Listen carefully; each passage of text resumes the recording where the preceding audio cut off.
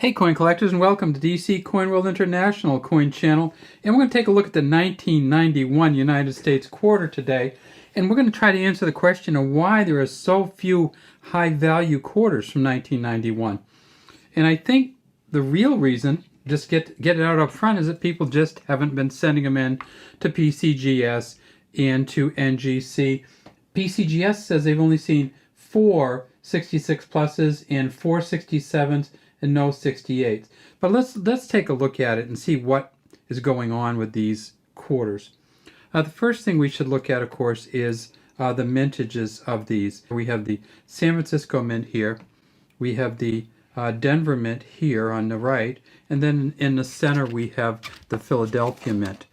In 1991, you see the S on there, and you know that it's shiny and has a different finish. It's a San Francisco Mint in 1991. They were no longer making business strike quarters.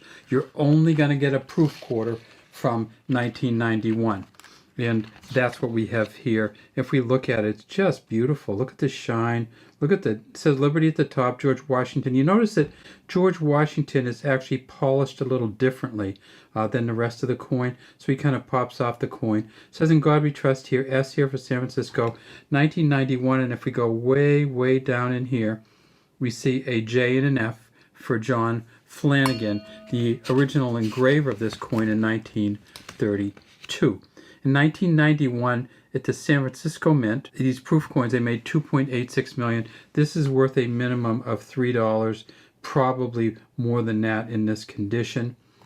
At the Philadelphia Mint, this is a nice coin. It looks like it has some kind of coloring to it, but if we look at it, it's in pretty good shape. A little bit of a dent here, kind of a funny one, almost like it wasn't fully sealed, and there's another scratch up there.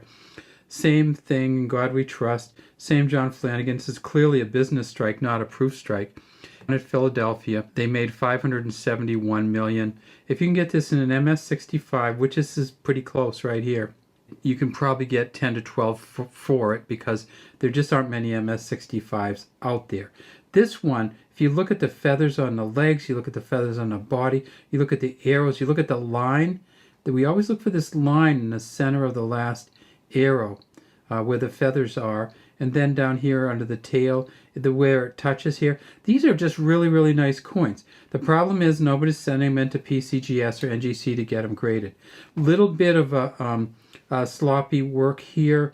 Probably you see where the U, the N in unum and the U and the M are just kind of faded, and that's probably from grease or something else being on here. So that might affect it a little bit, but that's not a huge quality issue. I don't think. The beak looks nice, the eye looks nice, but if nobody sends them in, nobody gets them graded, and the money stays about the same. And this is a Denver Mint, not quite so nice. You see that there's kind of this dent down along the front here, and sometimes these coins do get this kind of dented, almost like it bubbled a little bit. Not enough to make it of real value, but if I found one of these, I would keep it just because it's interesting seeing that kind of line that goes through there. Back here we see the D, and at the Denver Mint in 1991 they made $631 million. Again, this one, if you can find this in an MS65, it's probably it could be worth $10 to $12 also. And this one has the same thing, has the feathers, has the leg. Not quite as good on the arrow and back, pretty good with the tail. Much better unum. See the UM on this one from Denver? So there wasn't anything on this when they printed it. Stamped it. It says $0.25 at the bottom, but just not quite enough to get an MS65 out of this probably. What does an MS65 look like? Well, it's going to look a lot like this. Okay.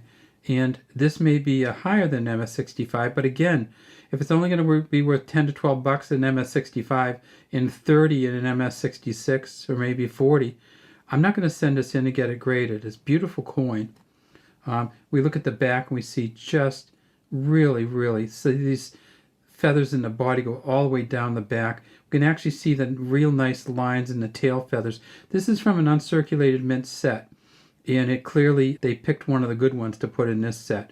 So how much would it be worth if it was an MS67? Maybe 275, 300 bucks. If it's an MS68, maybe 1,500 bucks. But people just aren't sending them in. Let's look at the head on this one. Not quite as good a beak line as the other one that we saw, but pretty good. And just the whole feathers all the way up through. So probably a really good coin, maybe worth in the hundreds, but we're never going to know because we're not going to send it in to get it graded. And here is the Philadelphia version, another one from the uncirculated mint set. We just see real good detail in the hair. Great lettering on this. We flip this one over again. Once again, we see the feathers coming all the way down through.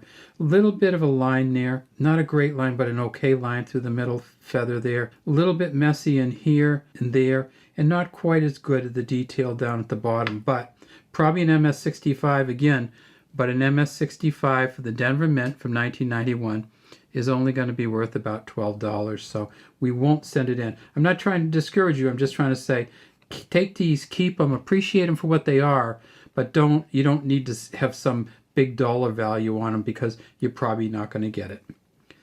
Thanks for watching DC Coin.